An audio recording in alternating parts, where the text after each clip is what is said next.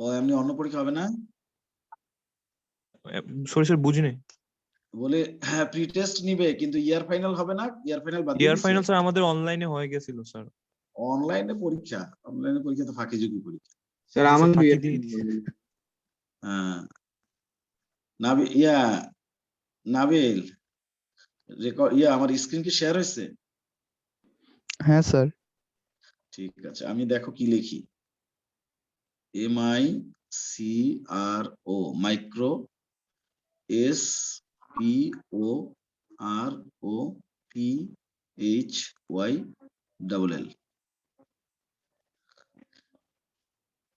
Microsporophyll লিখছি, বুঝছো?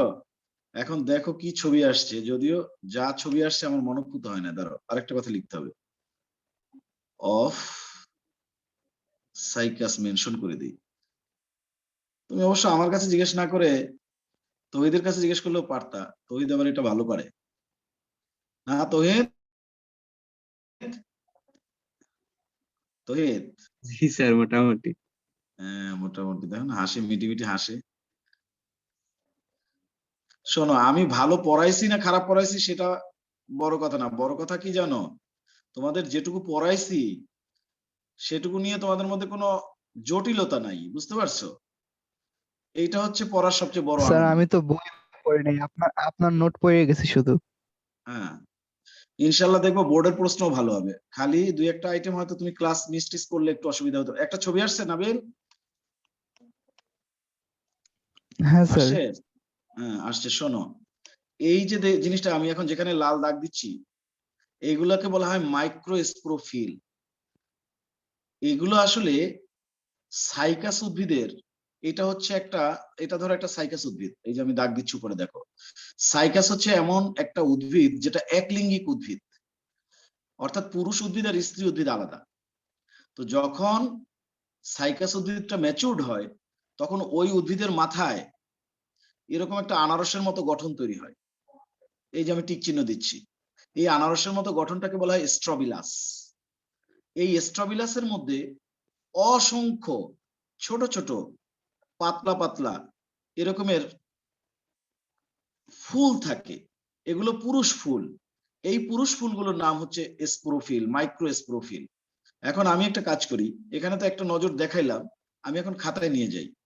খাতা আমি একটু জিনিসটা একটু দেখাই। আমার খাতা কি আসছে প্লিজ দেখো, আসছে? হ্যাঁ স্যার। আসছে। আচ্ছা এখন শোনো, যেখানেই দেখবা স্পোরোফিল কথাটা আছে সেখানেই একটা জিনিস তুমি বলবা বাংলায়, রেণু পত্র। রেণু পত্র মানে কি? পত্র মানে পাতা, আর রেণু মানে হচ্ছে স্পোর, যেটাকে বলি আমরা ওটাকেই বলা হয় রেণু। যেটাকে আমরা স্পোর বলি ওটাকেই বলে রেণু। এমন একটা পাতার মতো গঠন যার ভেতরে রেণু তৈরি হয়, স্পোর তৈরি হয়, সেই জিনিসটাকেই তোমরা বলবা স্পোরোফিল। যেমন ফার্ন উদ্ভিদ আছে না, ঢেকি শাক, ফার্ন।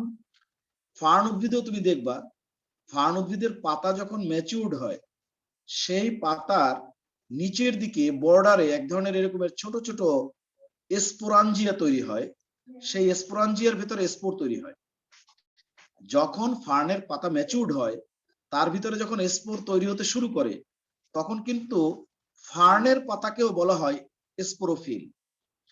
যে জিনিসটার গঠন পাতার মতো পাতলা এবং চ্যাপ্টা, তার ভিতরে যদি স্পোর তৈরি হয় তাহলে ওই জিনিসটাকে আমরা বলবো স্পোরোফিল।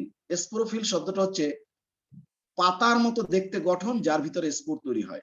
বুঝতে পারছো বিষয়টা? ফিল, PHYLL, ফিল এই শব্দটাই মিন করে পাতা বা লিফ। বুঝতে পারছো? যেমন একটা শব্দ তোমরা হ্যাঁ পড়েছো স্যার। কিনা, ফাইলোট্যাক্সি, এরকম একটা শব্দ আছে। ফাইলোট্যাক্সি মানে কি জানো? গাছের গায়ে পাতা কোন ভাবে সাজানো থাকে ওটাকে বলে ফাইলোট্যাক্সি। তার মানে ফাইলো মানেই হচ্ছে পাতা বা লিফ।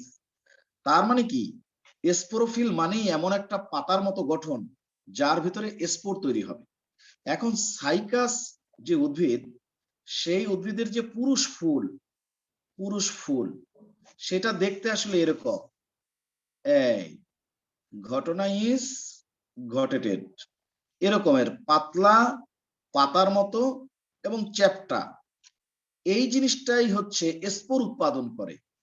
যেহেতু পাতলা পাতার মতো চ্যাপ্টা এবং স্পোর উৎপাদন করে, সুতরাং এটাকে স্পোরোফিল বলা যায়।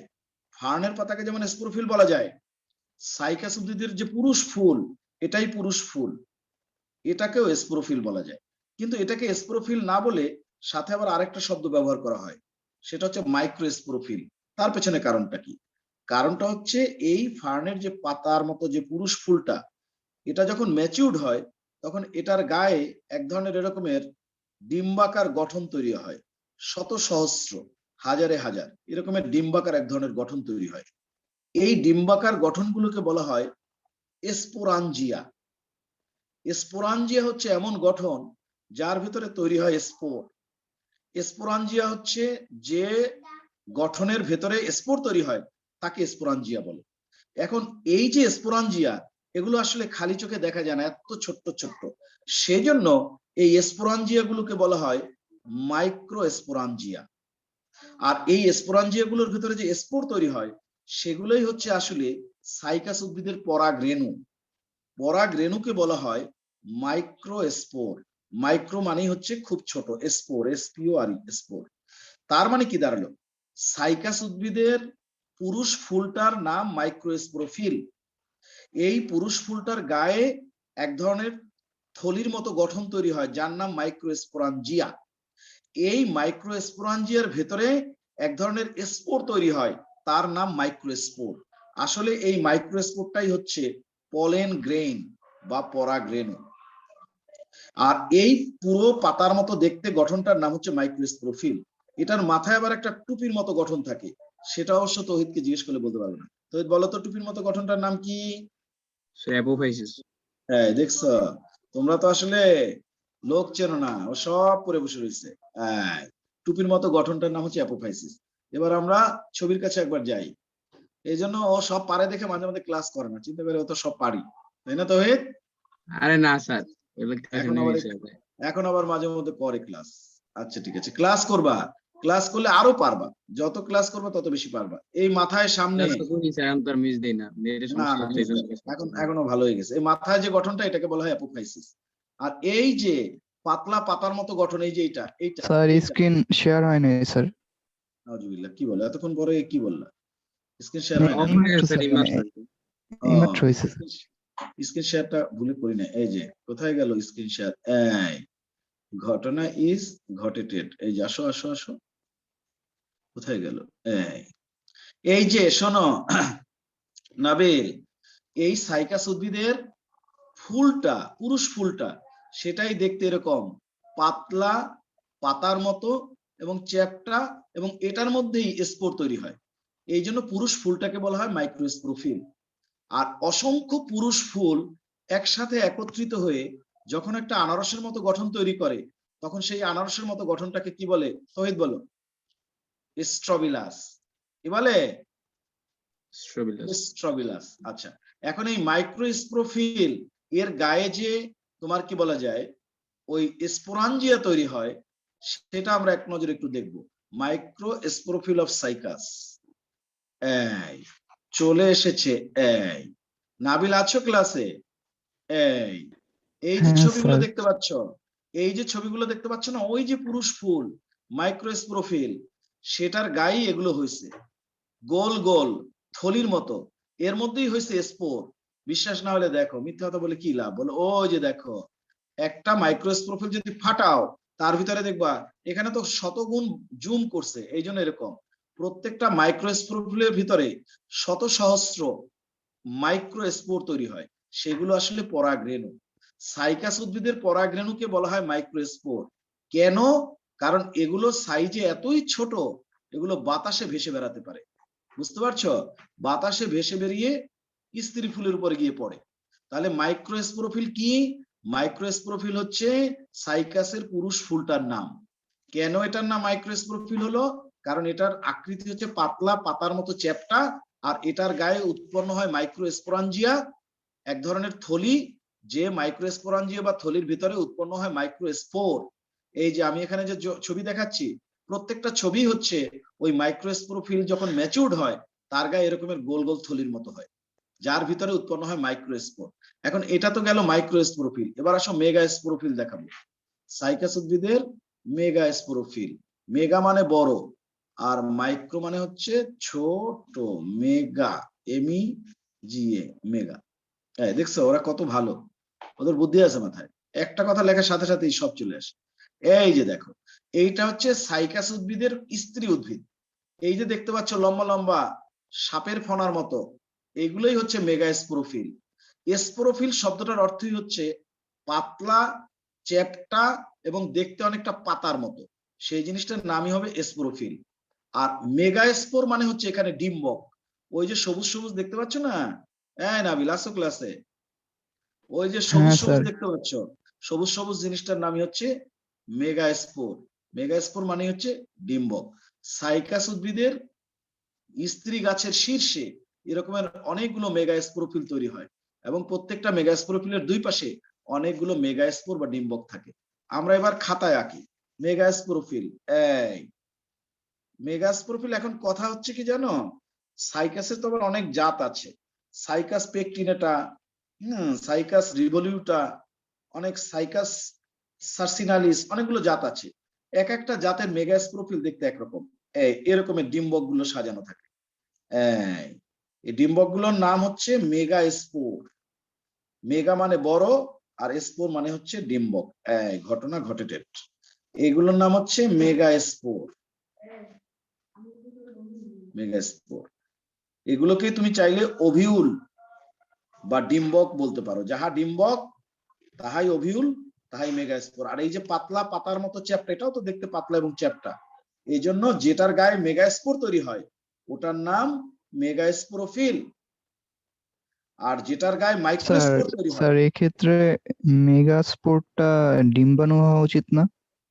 না, মেগাস্পোর, মেগাস্পোর হচ্ছে তোমার ডিম্বকটা, ডিম্বকটা, কারণ ডিম্বাণু যেটা ওইটা তো সাইজে অত বড় না। ডিম্বাণু কিন্তু অ্যাজ ইউজুয়াল, ডিম্বাণু যে মেগাস্পোর মানে বড়, ডিম্বাণু যে অনেক বড় তা কিন্তু না, ডিম্বাণু কিন্তু খালি চোখে দেখা যাবে না, কিন্তু মেগাস্পোর বা ডিম্বকটা তোমার খালি চোখে দেখা যাবে। এই ডিম্বকটাই হচ্ছে মেগাস্পোর। মেগা মানে বড়, কিন্তু ডিম্বাণুটা মেগাস্পোর বলা যেত যদি ডিম্বাণুটা সাইজে অনেক বড় হতো, তাহলে ওটাকে মেগা নাম দেওয়া যেত। মাইক্রোস্পোর যেমন খালি চোখে দেখা যায় না, মেগাস্পোরও তেমনি খালি চোখে দেখা যায় না, সরি কি বলা যায়, ডিম্বাণু তেমনি খালি চোখে দেখা যায় না। ডিম্বাণুর ইংরেজি হচ্ছে ওভাম, ডিম্বাণু ইংরেজি হচ্ছে ওভাম, আর এটার নাম হচ্ছে মেগাস্পোর বা ডিম্বক। আর প্রত্যেকটা মেগাস্পোর বা ডিম্বকের ভেতরে দুইটা করে থলির মতো হয়, যার নাম আর্কিগোনিয়া। ওই প্রত্যেকটা আর্কিগোনিয়ার ভেতরে একটা করে ওভাম বা ডিম্বাণু তৈরি হয়। এখানে এটা হচ্ছে মেগাস্পোর, মেগাস্পোর ধারণ করে বলেই এটার নাম হচ্ছে মেগাস্পোরোফিল, আর এটার ভিতরে মাইক্রোস্পোর ধারণ করে বলে এটার নাম মাইক্রোস্পোরোফিল। এই হচ্ছে সাইকাসের পুরুষ আর স্ত্রী ফুলের ব্যাপার। স্যার এই দুইটার মধ্যে পার্থক্য লিখতে আসছে ক নম্বরে, এটা হাজার কি? হাজার পার্থক্য আছে। যেমন এইটার শেষ মাথায় এরকম আঙ্গুলের মতো থাকে, এটাকে কি বলে? তৌহিদ কিন্তু এটা পারে না, জানো? পারো?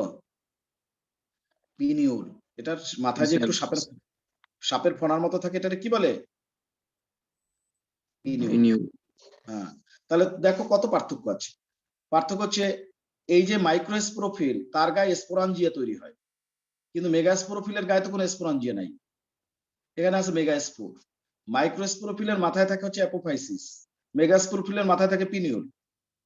মাইক্রোস্পোরোফিল উৎপাদন করে মাইক্রোস্পোর, মেগাস্পোরোফিল উৎপাদন করে মেগাস্পোর। কত পার্থক্য আছে। মাইক্রোস্পোরোফিল গুলো একত্রিত হয়ে একটা আনারসের মতো স্ট্রবিলাস গঠন করে, কিন্তু মেগাস্পোরোফিল গুলো কখনো একত্রিত হয়ে আনারসের মতো স্ট্রবিলাস গঠন করে না। পার্থক্যের অভাব আছে। হ্যাঁ স্যার, এইটা গতকালকে বুঝলে আজকে লিখে আসতে পারতাম আর কি। তারপর স্যার মেগাস্পোরোফিল যে আর্কিগোনিয়াম তৈরি করে আর মাইক্রোস্পোরোফিল তৈরি করে, এটা কি হবে স্যার? হ্যাঁ হবে, 100 বার হবে। তাহলে হইছে স্যার। হ্যাঁ, এটা ছাড়া আর অন্য কিছুই লিখতে পারো নাই নাবিল? হ্যাঁ স্যার লিখছি স্যার। অসুবিধা নাই, যেগুলো একটু বাকি আছে সেগুলো এখন পড়ে নাও। নোট যদি কারো গ্যাপ থাকে নোট কালেক্ট করে নাও, মুসার কাছে সব নোট আছে, নোটগুলো স্যার কালেক্ট করে। আর একটা স্যার একটু প্রবলেম ছিল স্যার, ওই যে আর্কিগোনিয়াম স্যার, এইটা আর্কিগোনিয়া, এইটা দ্বারা স্যার কি এক বচন বোঝায়? আর বহু বচন। আর কি গনিয়াম এটা হচ্ছে এক বচন, আর কি গনিয়া এটা হচ্ছে বহু বচন। আচ্ছা, এটা দ্বারা একটা আসলে কি বোঝায় আর কি গুণিয়ে দেওয়া? ঘটনাটা ঘটেছে এখানে। এই যে ধরো মেগাস্পোর বা ডিম্বক যেটা, এটার ভেতরে এরকম গোল গোল দুইটা আবার থলির মতো থাকে। প্রত্যেকটা থলির ভিতরে একটা করে ডিম্বাণু থাকে। এই যে থলির ভিতরে ডিম্বাণু থাকে এটার নামই হচ্ছে আর্কিগোনিয়া। ARCHEGONIA। যে থলির ভিতরে ডিম্বাণু থাকে সাইকাসের, সেই থলিটার নামই, এখানে একটা থলির মতো, এটার নাম হচ্ছে আর্কিগোনিয়া। এই থলির ভিতরে যেটা থাকে এটার নামই হচ্ছে ডিম্বাণু। বুঝতে পারছো? নগ্নবীজি আর আবৃতবীজি রিভিশন দেবো না যখন, তখন এগুলো আবার বলবো না। আজকের পরে আবার যাই। হ্যাঁ, আচ্ছা স্যার। রিভিশন কিন্তু জরুরি, রিভিশন কিন্তু লাগবে। রিভিশনের সময় কারো কোনো গ্যাপ আছে কিনা সেগুলো তখন ধরা পড়বে। কারো কোনো গ্যাপ থাকলে সেটা ওই সময় ধরা পড়বে।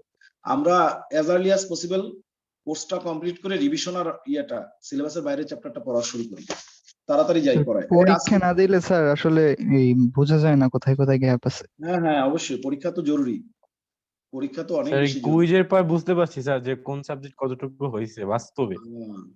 কুইজ তো আমার কাছেও আছে শত শত, প্রত্যেক চ্যাপ্টারের শত শত কুইজ আছে। তোমরা একটা কাজ করবা, শোনো, তোমাদের সাথে যেহেতু আমাদের ওরকম তোমরা যেহেতু দূরে আছো, ডিটাচড আছো, তোমরা আমাকে মেইল অ্যাড্রেস দিবা। আমার কাছে যে কুইজ গুলো রেডি করা আছে আমি সেগুলো তোমাদের মেইল করে দেবো উত্তর সহ। এখানে বরিশালে যারা আছে তাদের তো পরীক্ষা নিতে পারবো, তোমাদের তো পরীক্ষা নেওয়াটা একটু হয়। লাগলে কিছু পরীক্ষার মাধ্যমে কিছু নিলাম, আর বাকিটা আমি মেইল করে দেবো তোমাদেরকে। বুঝতে পারছো না পারো নাই? জি স্যার। মেইল অ্যাড্রেস দিয়ে দিবা। আমার নিজের অনেক কুইজ করা আছে, সেগুলো সব তোমাকে, কিন্তু একটা কথা আছে, ওগুলো পিডিএফ ফরম্যাটে দিয়ে দিতে হবে। আমি অবশ্য পিডিএফ করে নেই আগে, তাহলে তারপরে দিব, কারণ তা নাহলে তো মোবাইলে ওপেন হবে না। ওগুলো সব ওয়ার্ডে করা আছে আমার, সব দিয়ে দিব তোমাদেরকে। প্রত্যেক সপ্তাহে একটা করে চ্যাপ্টারের উপরে যদি ই করা হয় তাহলে তো। হ্যাঁ হ্যাঁ, ঠিক আছে। তাড়াতাড়ি কোর্সটা কমপ্লিট করো, তাহলে আমরা ওই সিকিউ মিকিউ এগুলো নিয়ে কথা বলবো। সিকিউ কুইজ এগুলো সব নিয়ে কথা বলা শুরু করবো। সিকিউর প্রশ্ন কিভাবে কিভাবে আসে সেগুলো আমি তোমাদের শিখাই দিব। কোন সাবজেক্ট কোন চ্যাপ্টার দিয়ে কি ধরনের প্রশ্ন আসবে, আমি যা বলবো তার বাইরে কিচ্ছু আসবে না ইনশাল্লাহ। এখন তাড়াতাড়ি কোর্স কমপ্লিট করা জরুরি। এই গতকালকে কি পড়ছিলাম বলো?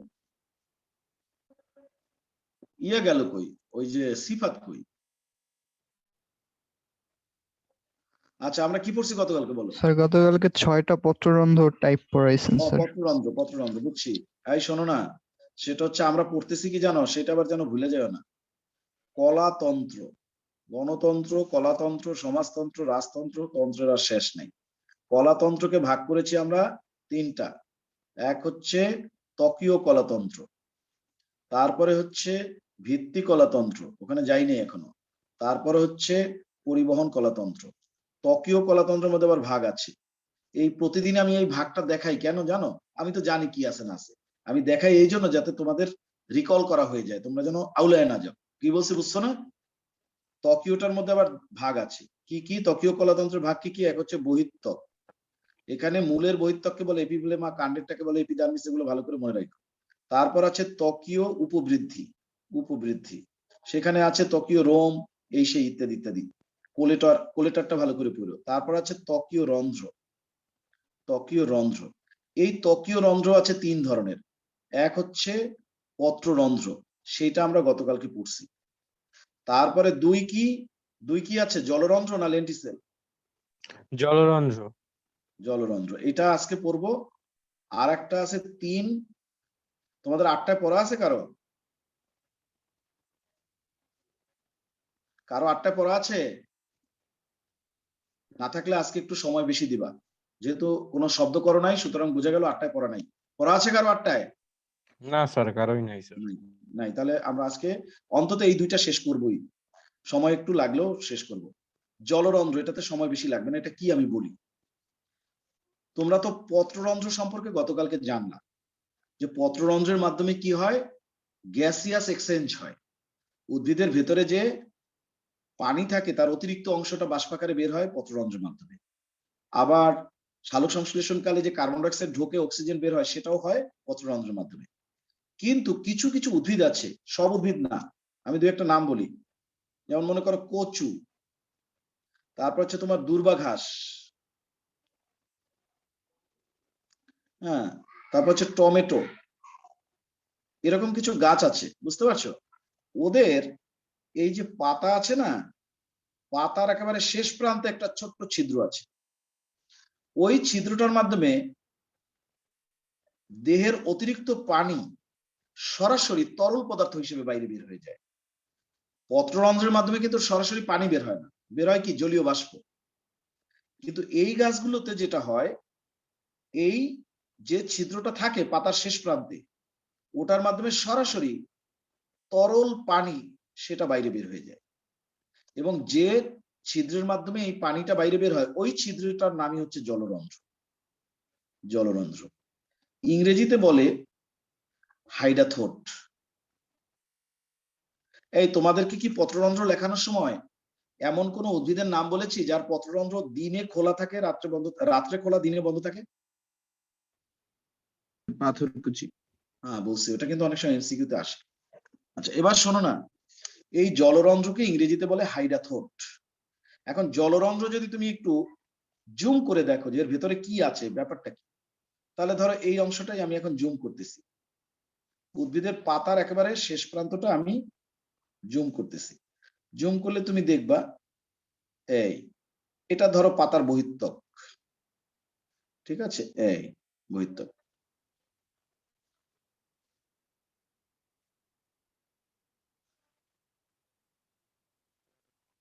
এই এই অংশটাকে জুম করছি, সাগর বুঝছো না বোঝো নাই? একেবারে কোষ পর্যায়ে আঁকছি আর কি, ওই উপরের ওই অংশটা। এইখানে হচ্ছে সেই ছিদ্রটা, যে ছিদ্রটার নাম জলরন্ধ্র। এখন দেখো পত্ররন্ধ্রের সাথে জলরন্ধ্রের ডিফারেন্সটা কি জানো? পত্ররন্ধ্র তুমি কি রকম দেখছো? পত্ররন্ধ্র থাকে পাতার নিচের পৃষ্ঠে সাধারণত, অথবা উপরের পৃষ্ঠও থাকতে পারে, কিন্তু সেখানে তো এরকমের দুইটা অর্ধচন্দ্রাকার রক্ষী কোষ থাকে।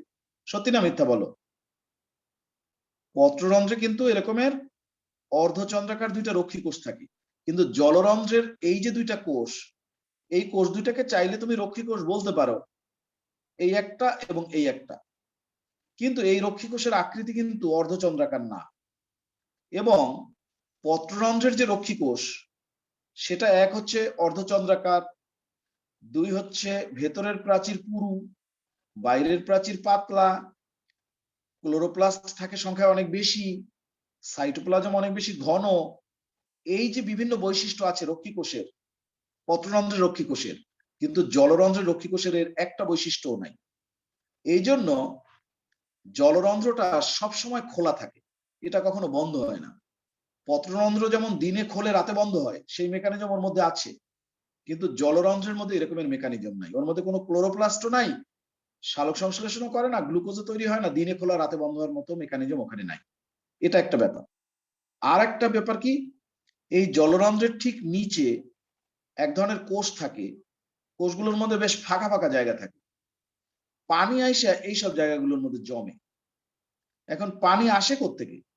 পানি আসে হচ্ছে এই উদ্ভিদের যে পাতা, ওই সমস্ত উদ্ভিদের পাতার ভেতরে যে জাইলেম থাকে, সেই জাইলেমের মধ্যে এক ধরনের কোষ আছে যাকে বলে ট্রাকিট। কি বলে বলো না? ট্রাকিট। এই ট্রাকিট গুলোই পানি সংগ্রহ করে নিয়ে আসে, এনে ওই যে কোষগুলো যার ভেতরে যথেষ্ট আন্তঃকোষীয় ফাঁকা আছে তার মধ্যে ঢেলে দেয়। ট্রাকিটের কাজ হচ্ছে পেছন থেকে পানি কালেক্ট করে নিয়ে আসে, এটা হচ্ছে ট্রাকিট। এগুলো সব ট্রাকিট। আর এই যে কোষগুলো যাদের মধ্যে যথেষ্ট আন্তঃকোষীয় ফাঁকা থাকে, এই কোষগুলোকে বলা হয় এপিথেম। এপিথেম।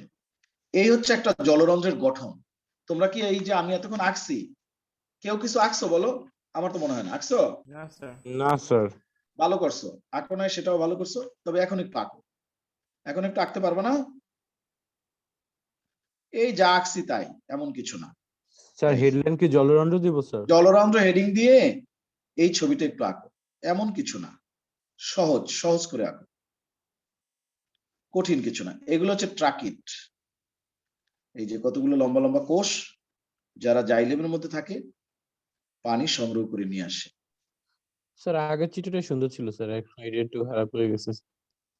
আচ্ছা ঠিক আছে, এই স্যার এই যে জলরণের ইংলিশটা কি বলেন? হাইড্রাথোড। হাইডাথোড, HYDATHODE, হাইডাথোড।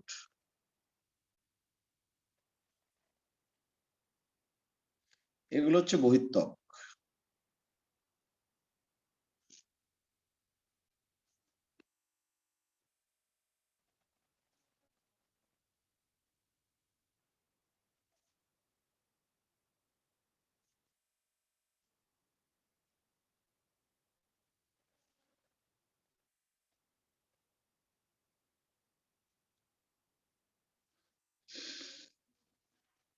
এটা বহিত্বক, এগুলো ট্রাকিত।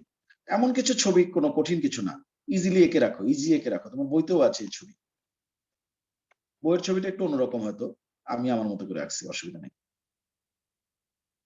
হয়েছে না আঁকা?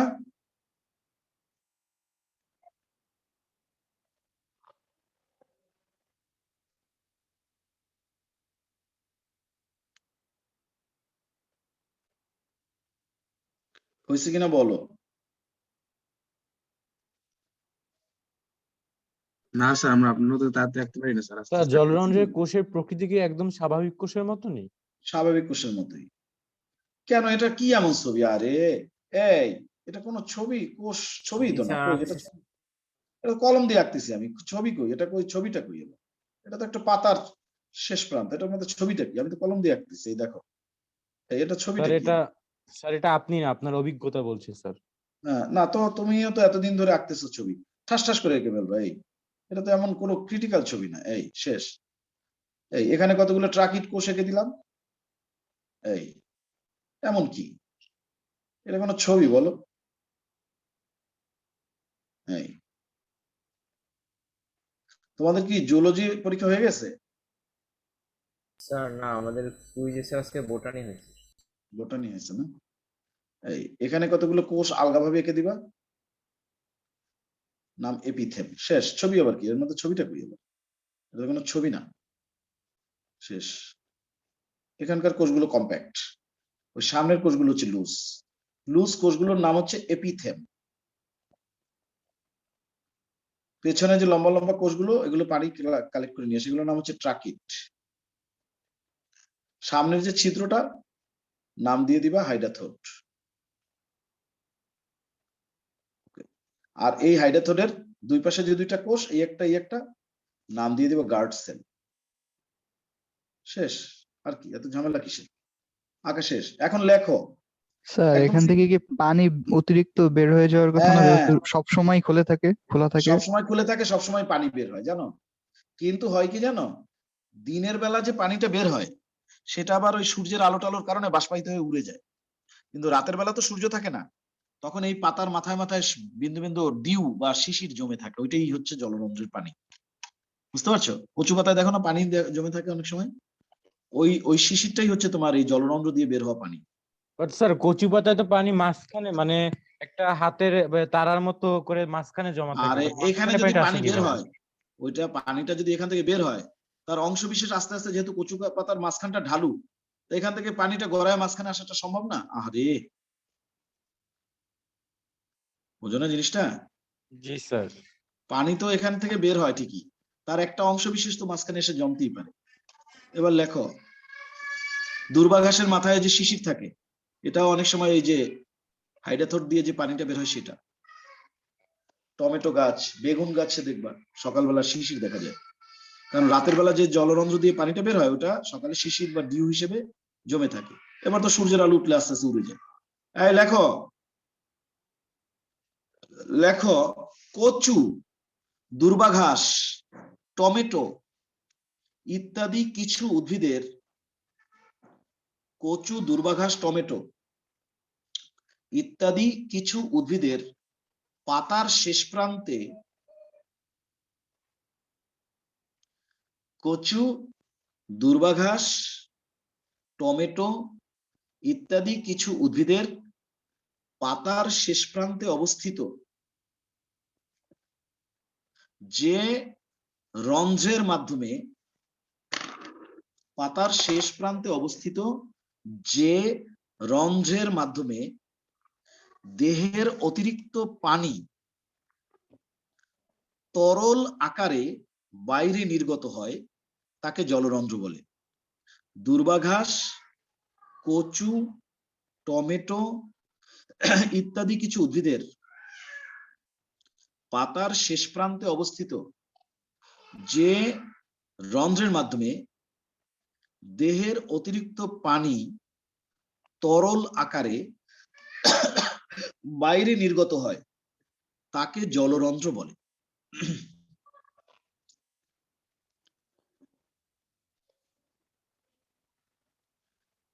লেখা হলে বলিও। জি স্যার। জি স্যার। দাঁড়ি সাথে লেখো, জলরন্ধ্র দিন রাত সব সময় খোলা থাকে। দিন হাইফেন রাত, জলরন্ধ্র দিন রাত স্যার সব আগের সময় খোলা লাইনটা থাকে। আরেকবার একটু বললাম স্যার। অবশ্যই আবার বলছি, লেখো কচু, দূর্বাঘাস, টমেটো ইত্যাদি কিছু উদ্ভিদের পাতার শেষ প্রান্তে অবস্থিত যে রন্ধ্রের মাধ্যমে দেহের অতিরিক্ত পানি তরল আকারে বাইরে নির্গত হয় তাকে জলরন্ধ্র বলে।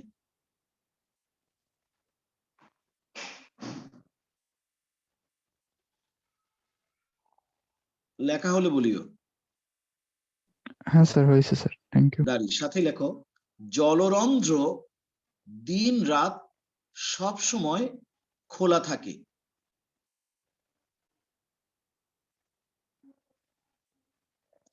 জলরন্ধ্র দিন রাত সবসময় খোলা থাকে। দাঁড়ি সাথে লেখো, জলরন্ধ্রের দুই পাশে বিদ্যমান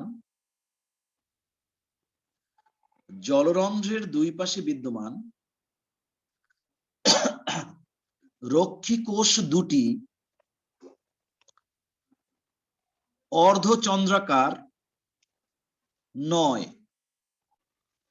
জলরন্ধ্রের দুই পাশে বিদ্যমান রক্ষী কোষ দুটি অর্ধচন্দ্রাকার নয় এবং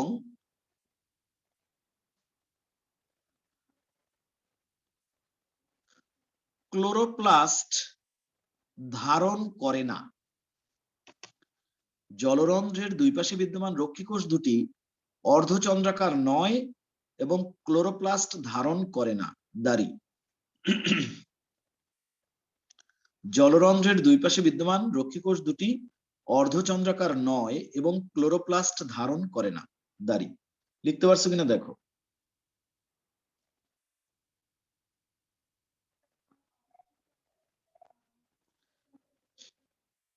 জি স্যার। আচ্ছা এবার সাথে লেখো, জলরন্ধ্রের ঠিক নিচে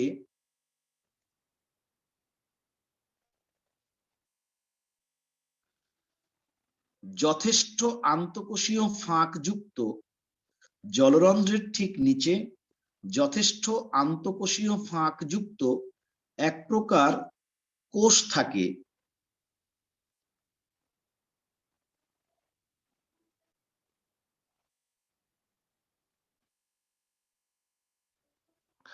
যে অঞ্চলটিকে এপিথেম বলে। জলরন্ধ্রের ঠিক নিচে যথেষ্ট আন্তঃকোষীয় ফাঁক যুক্ত এক প্রকার কোষ থাকে যে অঞ্চলটিকে এপিথেম বলে।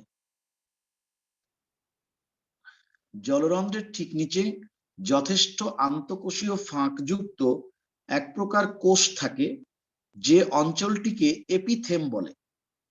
এটা জ্ঞানমূলক প্রশ্নে আসতে পারে, এপিথেম কি যেন লিখতে পারো। দাঁড়ি সাথেই লেখো, এপিথেম এর ঠিক নিচে বিদ্যমান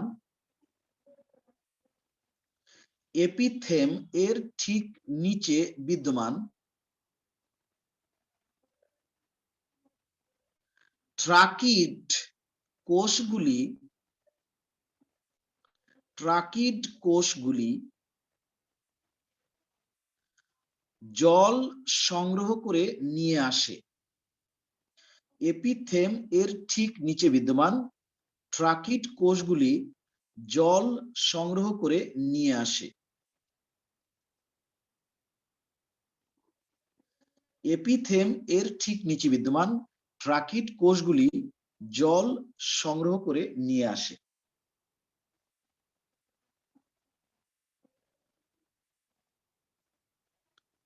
বুঝতে পারছো? লিখছো? জি স্যার। অনেক সময় জলরন্ধ্রের ঠিক নিচে একটি বৃহৎ ফাঁকা স্থান থাকে। সব সময় না, কখনো কখনো এই জায়গায় আবার একটা ফাঁকা জায়গা, কোনো কোষ নাই, টোটালি একদম ফাঁকা, এরকম একটা জায়গা থাকে। অনেক সময় জলরন্ধ্রের ঠিক নিচে একটি বৃহৎ ফাঁকা স্থান থাকে, যাকে জল গহ্বর বলে, ওয়াটার ক্যাভিটি বা জল গহ্বর বলে। অনেক সময় জলরন্ধ্রের ঠিক নিচে একটি বৃহৎ ফাঁকা স্থান থাকে, যাকে জল গহ্বর বলে। অনেক সময় জলরন্ধ্রের ঠিক নিচে একটি বৃহৎ ফাঁকা স্থান থাকে, যাকে জল গহ্বর বলে।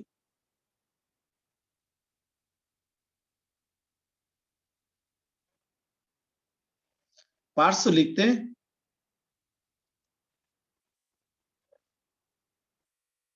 জি স্যার। নিচে একটা স্টার চিহ্ন দাও। এখানে এটা পরীক্ষা হয়তো আসবে না, কিন্তু আমি একটু লিখে দেই যাতে পত্ররন্ধ্র আর জলরন্ধ্রের পার্থক্যটা মনের মধ্যে থাকে। পরীক্ষার সময় যেন আসলে একটার মধ্যে আরেকটা না ঢুকে, সেজন্য পত্ররন্ধ্র আর জলরন্ধ্র যেহেতু একই রকমের নাম, একটার মধ্যে আরেকটা ঢুকে যেতে পারে, সেটা যেন না ঢোকে সেজন্য আমি একটু পার্থক্য করে দেই। নিচে স্টার চিহ্ন দিয়ে একটা টেবিল করে একপাশে পত্ররন্ধ্র লেখো আর একপাশে জলরন্ধ্র লেখো। স্যার আমরা কি পত্ররন্ধ্র জলরন্ধ্রের পার্থক্য লিখবো? হ্যাঁ, পার্থক্য লিখবো। তা নাহলে পরীক্ষার সময় দেখা গেল একটার মধ্যে আরেকটা মনে চলে আসতে পারে, পার্থক্য করে রাখলে আর ওটা মনে আসবে না, সঠিকভাবে লিখতে পারবো। এক পাশে পত্ররন্ধ্র আরেক পাশে জলরন্ধ্র লেখো। পত্ররন্ধ্রের নিচে লেখো, একটা কথা কিন্তু বলা হয় নাই, মনে রাখতে হবে সেটা, যে সকল উদ্ভিদের জলরন্ধ্র থাকে পত্ররন্ধ্র কিন্তু তাদেরও থাকবে। পত্ররন্ধ্র কিন্তু সব উদ্ভিদের থাকবে। এই যে টমেটো, দুর্বাঘাস, কচু, ওদের জলরন্ধ্র থাকে বলে এটা মনে করার কোনো কারণ নাই যে ওদের পত্ররন্ধ্র থাকে না। পত্ররন্ধ্র পত্ররন্ধ্রের মতো থাকে, আর এই জলরন্ধ্রটা হচ্ছে স্পেশাল জিনিস। বুঝতে পারছি না পারি নাই?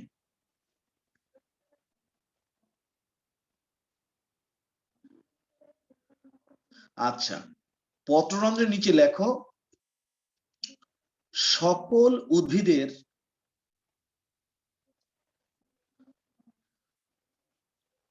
পত্র ফলকের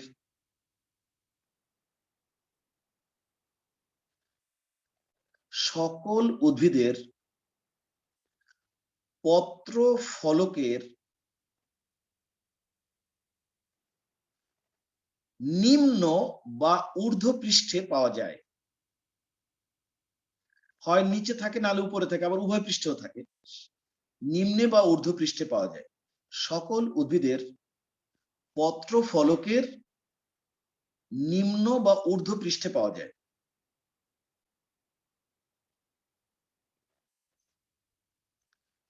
সকল উদ্ভিদের পত্র ফলকের নিম্ন বা ঊর্ধ্ব পৃষ্ঠে পাওয়া যায়। লিখতে পারছো কিনা দেখো। জি স্যার। জলরন্ধ্রের নিচে লেখো নির্দিষ্ট কিছু উদ্ভিদের পাতার শেষ প্রান্তে পাওয়া যায়। নির্দিষ্ট কিছু উদ্ভিদের পাতার শেষ প্রান্তে পাওয়া যায়।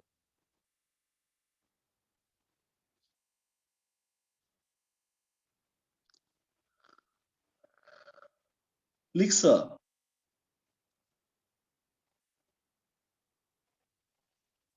জি স্যার। পত্ররন্ধ্রের নিচে লেখো 2 নাম্বার, সাধারণত দিনে খোলা এবং রাতে বন্ধ থাকে।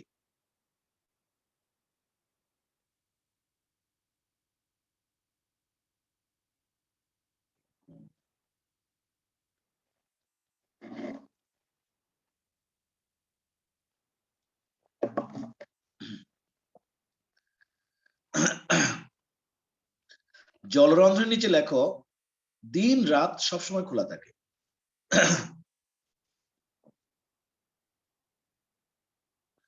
পত্ররন্ধ্রের নিচে লেখো রক্ষী কোষ অর্ধচন্দ্রাকার। জলরন্ধ্রের নিচে লেখো রক্ষী কোষ অর্ধচন্দ্রাকার নয়।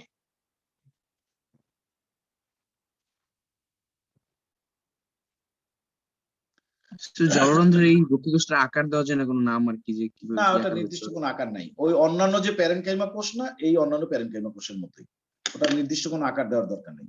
মন স্যার গড়া একটা কিছু, লাস্টেরটা মন গড়া একটা কিছু দিয়ে পরে মানে বিপদে পড়ার দরকার নেই। লেখো, স্যার হ্যাঁ বলছি, লাস্টেরটা কি বলেন স্যার? বলছি পত্ররন্ধ্রের ওখানে লেখো রক্ষীকোষ অর্ধচন্দ্রাকার। জলরন্ধ্রের ওখানে লেখো রক্ষীকোষ অর্ধচন্দ্রাকার নয়।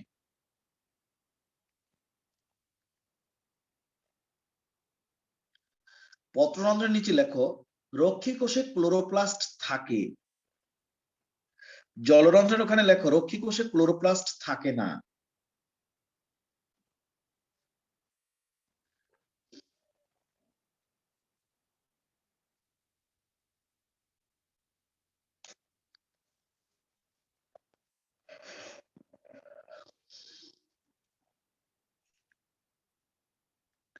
পত্ররন্ধ্রের নিচে লেখো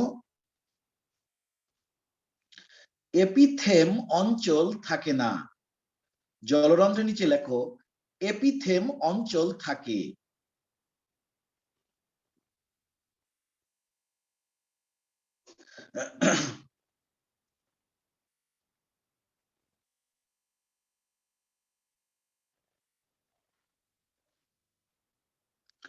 পত্ররন্ধ্রের নিচে লেখো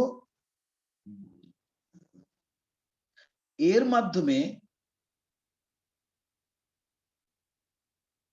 দেহের অতিরিক্ত পানি বাষ্পাকারে নির্গত হয়।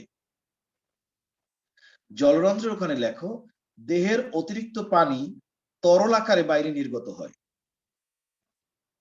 কয়টা হয়েছে? 5টা হয়েছে না?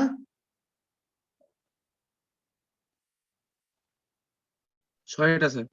স্যার আর থাক। 6 নাম্বার একটু আরেকবার বলেন স্যার। দেহের অতিরিক্ত পানি, পত্ররন্ধ্রের ওখানে লেখো দেহের অতিরিক্ত পানি বাষ্পাকারে নির্গত হয়। জলরন্ধ্রের ওখানে লেখো দেহের অতিরিক্ত পানি তরল আকারে নির্গত হয়। পার্থক্যটা দিলাম এই জন্য, এখন কিন্তু আর পত্ররন্ধ্র আর জলরন্ধ্র লিখতে গেলে একটার মধ্যে আরেকটার ক্যারেক্টার ঢুকবে না। কি ঠিক কিনা বলো? জি স্যার।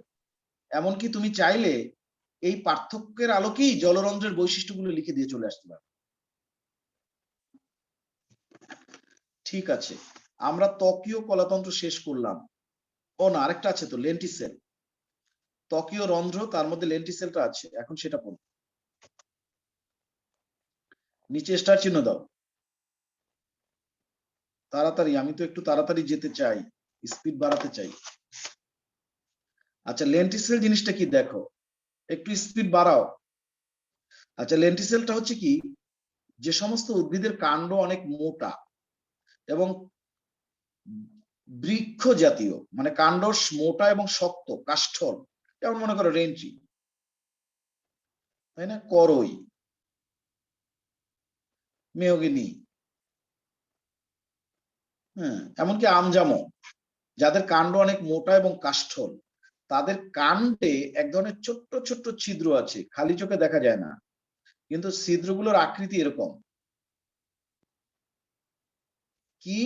সেটা হচ্ছে উভ উত্তল লেন্সের মতো, এরকম লেন্সের মতো, দূর থেকে দেখলে ছিদ্রটা এরকম লেন্সের মতো, দেখো এরকম। আমাদের যে চোখের মধ্যে লেন্স আছে সেটা যেরকম এই যে দুই দিকে উত্তল, ঠিক ওরকম এই লেন্স আকৃতির এই ছিদ্রগুলোকেই বলা হয় লেন্টিসেল। লেন্স থেকে লেন্টিসেল কথাটা আসছে, বুঝতে পারছো? এবং অধিকাংশ বৃক্ষ জাতীয় উদ্ভিদের কাণ্ডে এই ছোট ছোট ছিদ্রগুলো পাওয়া যায় এবং এই ছিদ্রের মাধ্যমেও গ্যাসিয়াস এক্সচেঞ্জ ঘটে। তোমার গাছের দেহে অতিরিক্ত যে পানি থাকে, বাষ্পাকারে যে পানিটা বের হয়ে যায়, যাকে প্রস্বেদন বলে, সেটাও কিন্তু এই লেন্টিসেলের মাধ্যমে বের হতে পারে। আবার সালোক সংশ্লেষণকালে যে কার্বন ডাইঅক্সাইড ঢোকা এবং অক্সিজেন বের হওয়া, সেটাও এই লেন্টিসেলের মাধ্যমে হয়। তাহলে আমরা একটা সংজ্ঞা দিব। প্রথমে লেন্টিসেল কথাটা লিখে হাইফেন দিয়ে লেখো, বৃক্ষ বৃক্ষ জাতীয় উদ্ভিদের কাণ্ডের গায়ে, বৃক্ষ জাতীয় উদ্ভিদের কাণ্ডের গায়ে বিদ্যমান, বৃক্ষ জাতীয় উদ্ভিদের কাণ্ডের গায়ে বিদ্যমান লেন্স আকৃতির যে সকল ছিদ্রের মাধ্যমে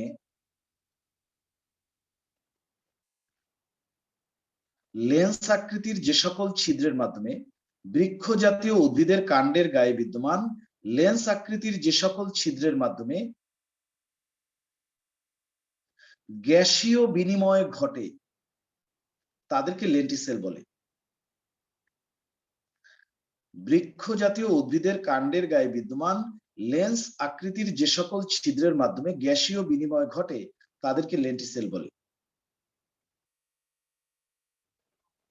বৃক্ষ জাতীয় উদ্ভিদের কাণ্ডের গায়ে বিদ্যমান লেন্স আকৃতির যে সকল ছিদ্রের মাধ্যমে গ্যাসীয় বিনিময় ঘটে তাদেরকে লেন্টিসেল বলে। লিখতে পারছো কিনা দেখো। জি স্যার। স্যার এই খাতার এই ছবিটা কি হবে? এই ছবি আঁকবো আর কি? ছবিটা আঁকলে আঁকো, এরকম একটা গাছের কাণ্ডের ছবি আঁকলাম, কয়েকটা লেন্স আকৃতির ছবি দিয়ে দিলাম, সমস্যা কি? স্যার অন্য কোনো ছবি দিবেন কিনা আর কি? দেবো তো, অবশ্যই দেবো।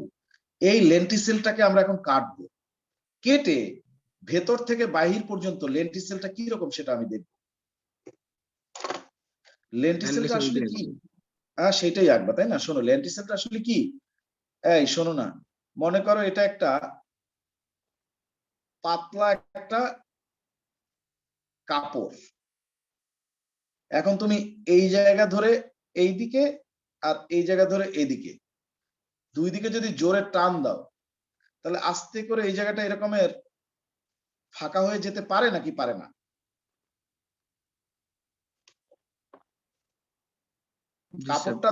কাপড়টা দুই দিকে ধরে আমি এরকম টান দিলাম, কাপড়টা যখন ছিঁড়ে যাবে মাঝখান থেকে এই রকমের আকৃতি তৈরি হবে না অনেকটা? জি স্যার। আসলে লেন্টিসেলটার কারণই হচ্ছে ওরকম। লেন্টিসেলটা কি? একটা গাছের কাণ্ড, মনে করো এটা একটা গাছের কাণ্ড, এই কাটলাম আমি, কেটে প্রস্থচ্ছেদ করে তোমাকে দেখালাম। এইটা হচ্ছে ধরো অন্তত্বক, একো নয়, এই ছবি আঁকতে হবে না। এটা অন্তত্বক, এটা বহিত্বক। এই অন্তত্বকের এখানে আছে কর্টেক্স, মন দিয়ে খেয়াল করো, কর্টেক্স। এই কর্টেক্স তো হচ্ছে প্যারেনকাইমা কলা দিয়ে তৈরি, স্থায়ী কলা, প্যারেনকাইমা কলা। কিন্তু আমরা তো জানি অনেক সময় স্থায়ী কলাগুলো হঠাৎ করে বিভাজন ক্ষমতা ফিরে পায়, বলেছি না এরকম? বলেছি। আসলে কি হয় জানো, এই কর্টেক্সের মধ্যে হঠাৎ করে কিছু কোষ বিভাজন ক্ষমতা ফিরে পায়, ফিরে পেয়ে নতুন নতুন কোষ তৈরি করতে থাকে। বিভাজিত হয়ে সে কি করে, বিভাজিত হয়ে তো বিভাজন ক্ষমতা যখন ফিরে পায় তখন তো ওরা বিভাজিত হয়ে নতুন কোষ তৈরি করতে থাকে। এবং এই যে ভাজক কলাগুলো যারা হঠাৎ করে তৈরি হলো স্থায়ী কলা থেকে, এই ভাজক কলাগুলোকে বলে কর্ক ক্যাম্বিয়াম। কর্ক ক্যাম্বিয়াম। কর্টেক্সের মধ্যে যখন হঠাৎ করে স্থায়ী কলাগুলো ভাজক কলায় রূপান্তরিত হয় তখন সেই ভাজক কলাকে বলা হয় কর্ক ক্যাম্বিয়াম। কি বলে বলো তো? কর্ক ক্যাম্বিয়াম। কর্ক ক্যাম্বিয়াম। এখন এই কর্ক ক্যাম্বিয়াম গুলো কি করে জানো, অনবরত বিভাজিত হয়ে নতুন নতুন কোষ তৈরি করতে থাকে। নতুন নতুন কোষ তৈরি কেমন জানো, এই বাইরের দিকেও নতুন কোষ তৈরি করে, আবার ভিতরের দিকেও নতুন কোষ তৈরি করে। মানে কি?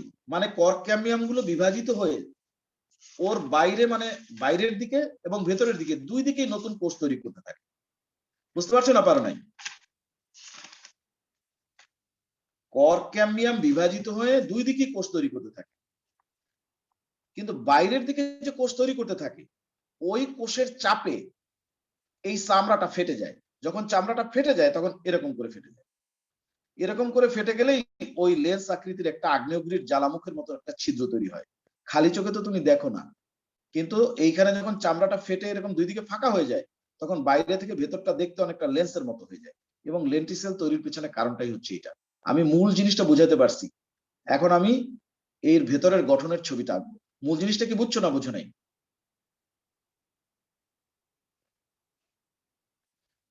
আবার বলি, এই কর্টেক্সটা হচ্ছে স্থায়ী কলা দিয়ে তৈরি, কিন্তু হঠাৎ করে কর্টেক্সের মধ্যে কিছু কোষ ভাজক কলায় রূপান্তরিত হয়।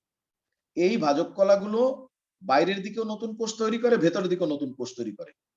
বাইরের দিকে যে নতুন কোষ তৈরি করে সেগুলো তো চামড়ার নিচে জমতে থাকে, এটা তো চামড়া, ত্বক, বহিঃত্বক। বহিঃত্বকের নিচে যখন নতুন কোষ হাজার হাজার জমতে থাকে, নতুন কোষের চাপে তখন এই চামড়াটা ফেটে যায়। ফেটে গেলেই তখন এরকমের ফাটল তৈরি হয়। বললাম না কাপড় ধরে টান দিলে যেমন ছিঁড়ে যায়, ঠিক তেমনি কোষের চাপে এই চামড়া বা ফাটলটা যখন ছিঁড়ে যায়, মানে ত্বকটা, তখনই একটা গর্ত তৈরি হয়ে যায়। সেই গর্তটাই বাইরে থেকে তাকালে ভেতরের দিকে দেখতে এরকম, এই যে চামড়া দুই দিকে এরকম ফাঁকা হয়ে গেছে, এই জায়গাটা একেবারে গর্ত, ভেতর পর্যন্ত গর্ত। এই গর্তটার নামই হচ্ছে লেন্টিসেল। বুঝাতে পারি নাই না? আরে কি কথা বলো না কেন? কি এমন কঠিনটা কি বুঝলা নাকি? বলো। জি স্যার।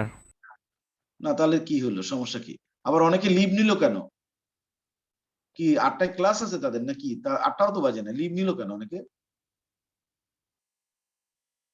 নাবিল কই? নাবিল দেখি নাই।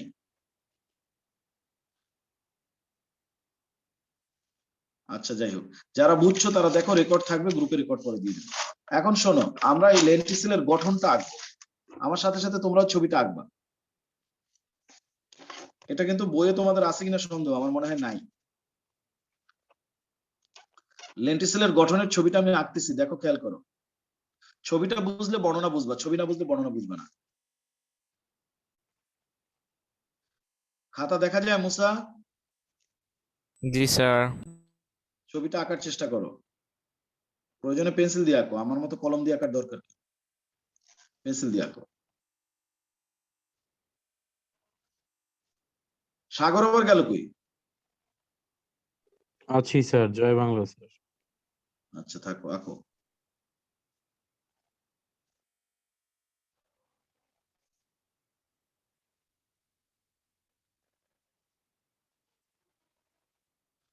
লেন্টিসেলটা মনে রাখবে তুমি, যে ওটা একটা আগ্নেয়গিরির জ্বালামুখের মতো, আর কিছু না। এই হচ্ছে সেই আগ্নেয়গিরির জ্বালামুখ, দ্যাট মিনস এটাই লেন্টিসেল। এখন এর ভেতরে কি কি জিনিস আছে, কি কি ধরনের টিস্যু আছে, সেটা আমরা এখন দেখবো। এটা তো বহিঃত্বক, এটা বহিঃত্বক।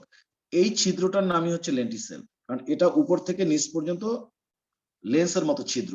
কিন্তু তুমি তো এখন এক সাইড দিয়ে দেখতেছো, এটাকে প্রস্থচ্ছেদ করছো, কাটছো, গাছটাকে একদম কেটে ভেতরে ছিদ্রটার গঠনটা কেমন, তার টিস্যু ফরমেশনটা তুমি দেখছো, সেটা মাথায় রাখতে হবে। এটাই লেন্টিসেল। লেন্টিসেল লেখার সময় আবার এল কিন্তু একটা দিবা, দুইটা দিও না। এখন খেয়াল করো, এইটা হচ্ছে কর্টেক্স।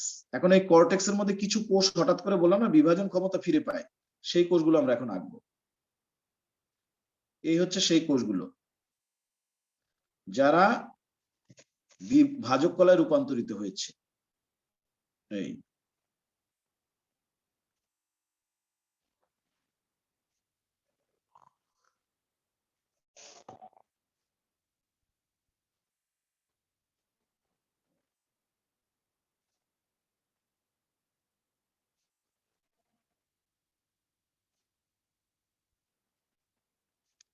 পরীক্ষার সময় এই ছবি আঁকার জন্য তোমরা কি করবা, 2B পেন আছে না, সেটা ব্যবহার করবা, তাড়াতাড়ি হয়ে যাবে, দাগ করে ছবি দিয়ে দিবা। পরীক্ষার সময় তোমরা 2B পেন্সিল কিনবা একটা, সেটাকে মাঝখান থেকে কেটে 2 টুকরো বানায় নিবা। 2 টুকরো বানানোর পরে আবার প্রত্যেকটা টুকরার 2 মাথা শার্প করবা। তাহলে কি হলো, একটা পেন্সিলের তুমি 4টা মাথা পেয়ে গেলা। পরীক্ষার সময় তো পেন্সিল শার্প করার সময় থাকে না। একটা 2B পেন্সিল কিনবা, সেটার ওরকমের প্রথমে 2 টুকরা করে, 2 টুকরারই 2 মাথা 2 মাথা করে শার্প করবা, তাহলে 4টা মাথা হয়ে গেল। আর একটা HB পেন্সিল কিনবা, HBটা হার্ড, ওইটাও ওরকমের মাঝখান থেকে কেটে 2 টুকরা করে নিবা, প্রত্যেকটার 2 মাথা করে শার্প করবা, তাহলে HBটারও তুমি 4টা মাথা পেয়ে গেলা। পরীক্ষার সময় তোমার আর শার্প করার দরকার পড়বে না।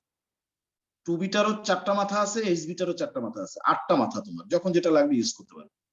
এইগুলো হচ্ছে সেই কোষ যারা ভাজক কলায় রূপান্তরিত হয়েছে, এবং এই কোষকে বলা হয় কর্ক ক্যাম্বিয়াম, CORK, কর্ক ক্যাম্বিয়াম।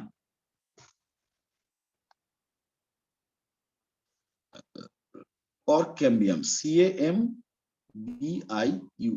কর্ক ক্যাম্বিয়াম। এখন এই কর্ক ক্যাম্বিয়াম, ঠিক আছে, এটার আবার আরেকটা নাম আছে, এটাকে কর্ক ক্যাম্বিয়াম বলে, আবার অনেক সময় ফেলোজেনও বলে, PHELOGEN, ফেলোজেন।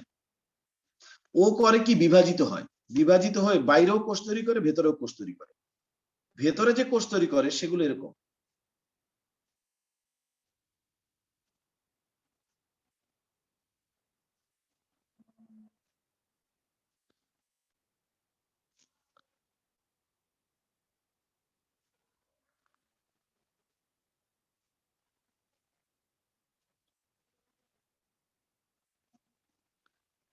এগুলো ও ভিতরে তৈরি করছে।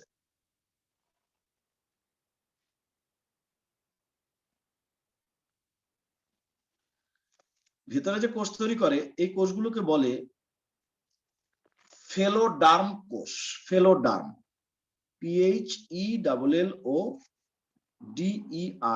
ফেলোডার্ম। আর বাইরে যে কোষ তৈরি করে ফেলোডার্ম সেল লিখতে পারো। আর বাইরে যে কোষ তৈরি করে সেগুলো দেখতে এরকম, দেখো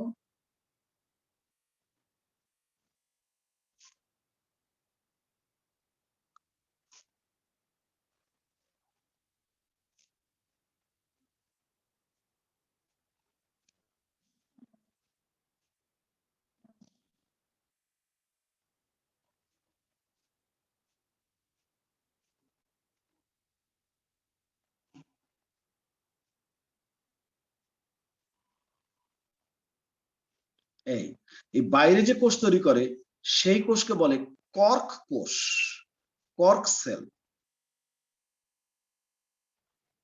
CORK, কর্ক সেল।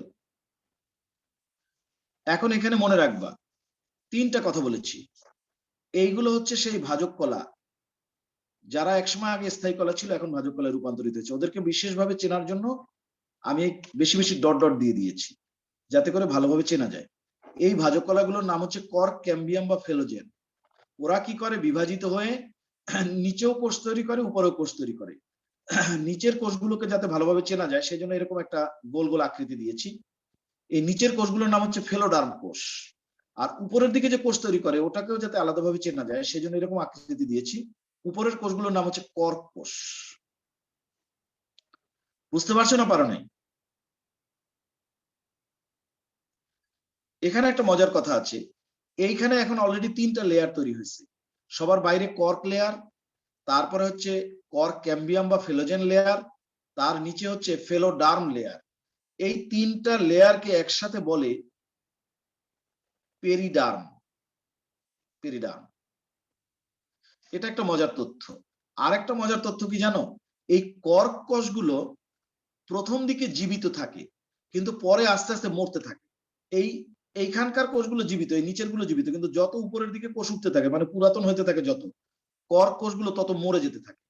আর মরে যাওয়া কোষগুলো আস্তে আস্তে গোল হয়ে যায়, একটা থেকে আরেকটা আলগা হয়ে যায়, আলগা হয়ে যায়, আলগা হয়ে কোষগুলো একটা থেকে আরেকটা আলগা হয়ে যায়। প্রথম দিকে জীবিত থাকে, পরে কোষগুলো মারা যায় এবং গোল হয়ে একটা থেকে আরেকটা আলগা হয়ে যায়। আলগা হয়ে যাওয়া কোষগুলোকে বলে কমপ্লিমেন্টারি কোষ। এই কর্ক কোষটাও কিন্তু একসময় মারা যায়, এই যে জন্য এখানে লিখে দিলাম মৃত। কিন্তু বাকি কোষগুলো কিন্তু সবাই জীবিত, শুধুমাত্র কর্ক কোষটাই মরে যায়। এবং মরে যাওয়ার পরে ওই কোষগুলো আস্তে আস্তে গোল হয়ে একটা থেকে আরেকটা লুজ হয়ে ছুটে যায়, এবং ওই ছুটে যাওয়া কোষগুলোকে বলে কমপ্লিমেন্টারি কোষ, কমপ্লিমেন্টারি সেল। এইভাবে বহিঃত্বকের নিচে হাজার হাজার কমপ্লিমেন্টারি সেল যখন জমতে থাকে, কারণ এখান থেকে তো অনবরত কর্ক কোষ তৈরি হচ্ছে, আর অনবরত কর্ক কোষ থেকে মরে মরে কমপ্লিমেন্টারি কোষগুলো আলগা হয়ে আলাদা হয়ে যাচ্ছে। এইভাবে যখন বহিঃত্বকের নিচে হাজার হাজার কর্ক কোষ এসে জমতে থাকে, সরি এই কমপ্লিমেন্টারি কোষ জমতে থাকে, তখন একটা প্রচন্ড চাপ তৈরি হয়। ওই চাপের কারণে বহিঃত্বকটা ফেটে যায়। ফেটে গেলেই আগ্নেয়গিরির জ্বালামুখীর মতো লেন্স আকৃতির ছিদ্র তৈরি হয়, এবং লেন্টিসেলের চারপাশে কিন্তু এই কমপ্লিমেন্টারি কোষগুলো বের হয়ে আসে। তুমি যদি কোনো একটা লেন্টিসেলের উপরে হাত দাও, হাত দিয়ে ঘষো, তাহলে কিন্তু এই কমপ্লিমেন্টারি কোষ তোমার আঙ্গুলে লেগে যাবে। তুমি তো আর খালি চোখে দেখবা না, মাইক্রোস্কোপের নিচে দিলে দেখবা যে এরকমের কমপ্লিমেন্টারি কোষ লেগে আছে। তাহলে যে আগ্নেয়গিরির জ্বালামুখটা দিয়ে এই কমপ্লিমেন্টারি কোষগুলো বের হয়ে আসে, সেই আগ্নেয়গিরির জ্বালামুখ বা ছিদ্রটার নামই হচ্ছে লেন্টিসেল। বুঝাতে পারছি নাকি পারি নাই? জি স্যার, বুঝছি। এখন এটার ছবিটা আমি তুলে তোমাদের গ্রুপে দিব, এখনই দিব না নোটের পরে দিব? ক্লাস শেষে দিই। ক্লাস শেষেই দিই। ছবিটা তোমরা পরে আঁকো, আমি এই ছবিটা ধরে তোমাদের নোটটা দিয়ে দিই। একদম ইজি কথা, কোনো কঠিন কোনো কথা না। তোমরা শুধু একটা কথা লিখছো, তারপরে এই ছবিটা আঁকার জন্য প্রয়োজনীয় জায়গা রাখো, তার সাথে আশেপাশে বা নিচে আবার লিখতে থাকো। তোমরা লিখছো বৃক্ষ জাতীয় উদ্ভিদের কাণ্ডের গায়ে লেন্স আকৃতির যে সকল ছিদ্রের মাধ্যমে গ্যাসীয় বিনিময় ঘটে তাদেরকে লেন্টিসেল বলে। এই লাইনটা লিখছো না? জি স্যার। তার সাথেই লেখো, তার সাথে বা নিচে লেখো, ছবিটা বাদ দিয়ে তারপর লেখো। লেখো উদ্ভিদের কর্টেক্স অঞ্চল, উদ্ভিদের কর্টেক্স অঞ্চল স্থায়ী প্যারেনকাইমা কলা দিয়ে তৈরি হয়। উদ্ভিদের কর্টেক্স অঞ্চল স্থায়ী প্যারেনকাইমা কলা দিয়ে তৈরি হয়। উদ্ভিদের কর্টেক্স অঞ্চল স্থায়ী প্যারেনকাইমা কলা দিয়ে তৈরি হয়।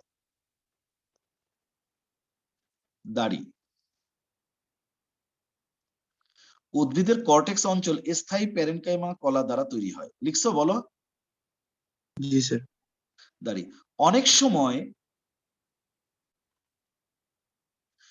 কর্টেক্সের কিছু স্থায়ী কোষ,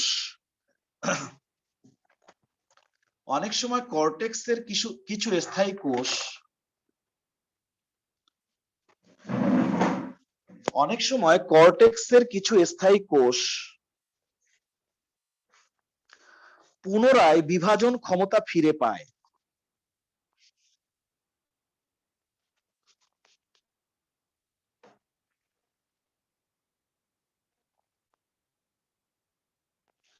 অনেক সময় কর্টেক্সের কিছু কোষ পুনরায় বিভাজন ক্ষমতা ফিরে পায়, যাদেরকে কর্ক ক্যাম্বিয়াম বা ফেলোজেন বলে।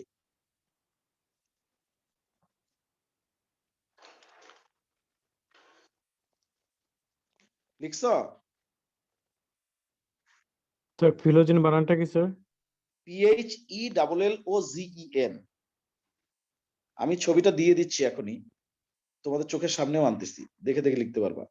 অনেক সময় কর্টেক্সের কিছু কোষ পুনরায় বিভাজন ক্ষমতা ফিরে পায়, যাদেরকে কর্ক ক্যাম্বিয়াম বা ফেলোজেন বলে।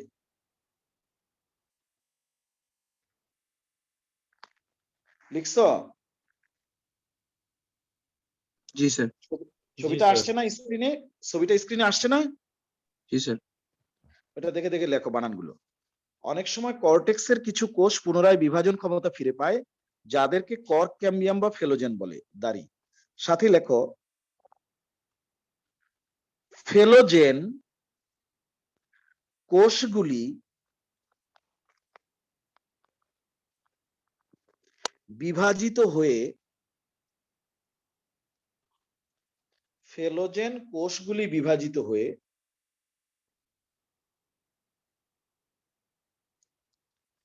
বাইরের দিকে কর্ক কোষ এবং ভেতরের দিকে ফেলোডার্ম কোষ উৎপাদন করতে থাকে। ফেলোজেন কোষগুলি বিভাজিত হয়ে বাইরের দিকে কর্ক কোষ এবং ভেতরের দিকে ফেলোডার্ম কোষ উৎপাদন করতে থাকে।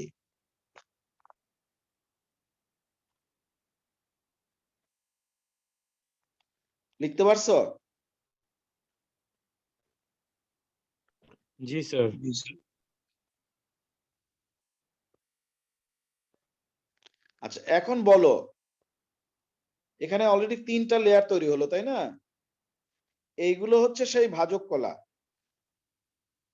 যাদের নাম হচ্ছে কর্ক ক্যাম্বিয়াম।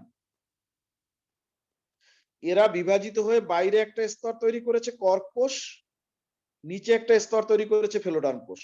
তাহলে এখন মোট কয়টা লেয়ার তৈরি হলো? 3টা। 3টা। এই 3টা লেয়ারকে একসাথে বলে পেরিডার্ম। সেই শব্দটা এখন বলবো। লেখো কর্ক কোষ কমা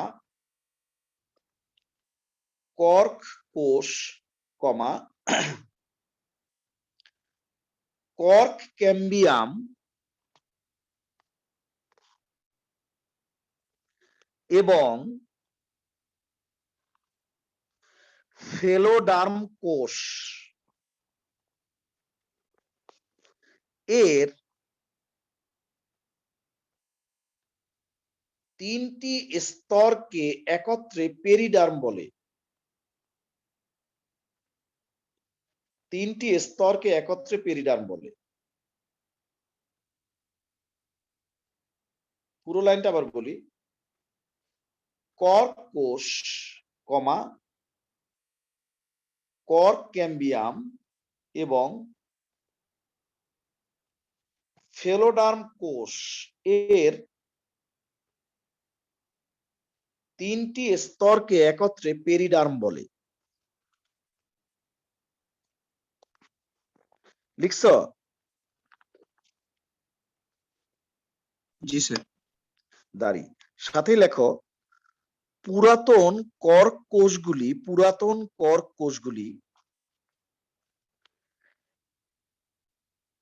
ক্রমান্বয়ে মারা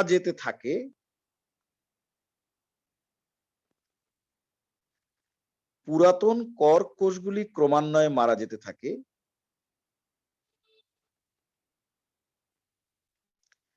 এবং গোলাকৃতি ধারণ করে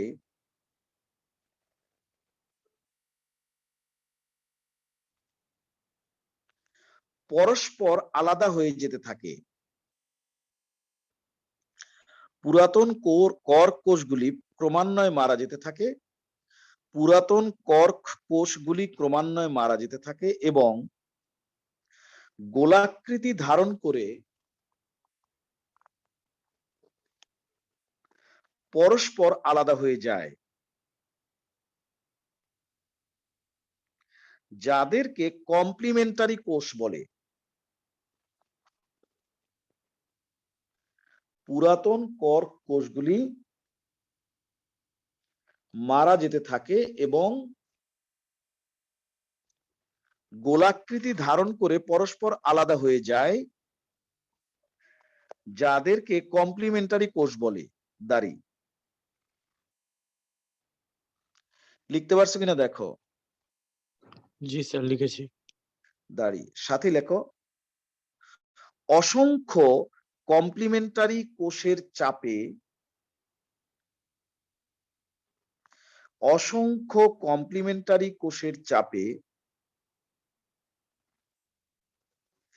বহিঃত্বক ফেটে গিয়ে যখন লেন্স আকৃতির ফাটল তৈরি করে তখন তাকে লেন্টিসেল বলে। অসংখ্য কমপ্লিমেন্টারি কোষের চাপে বহিঃত্বক ফেটে গিয়ে যখন লেন্স আকৃতির ফাটল তৈরি করে তখন তাকে লেন্টিসেল বলে। দাঁড়ি